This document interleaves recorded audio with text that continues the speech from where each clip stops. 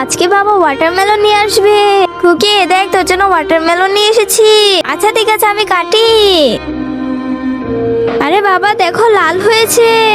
কি লাল হয়েছে? চল খাই। আমাকে দে। এই নাও। বা খেতেও দারুণ হয়েছে। ভাইয়া আমার অনেক পিপাসা লেগেছে, আপনাদের পানি হবে?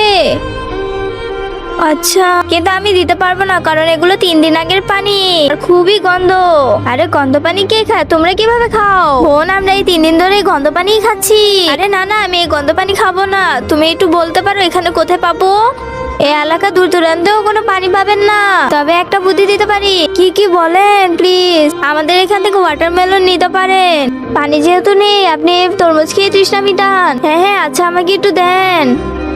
শুধু শুধু কিভাবে দে? এটা আমি 500 টাকা দিয়ে কিনে এনেছি। 400 টাকা দাও, নাহলে দিতে পারবো না। খুব তৃষ্ণা লেগেছে। আচ্ছা ঠিক আছে এই নেন। আমাকে অর্ধেক দেন। খুকি অর্ধেক দিয়ে দে।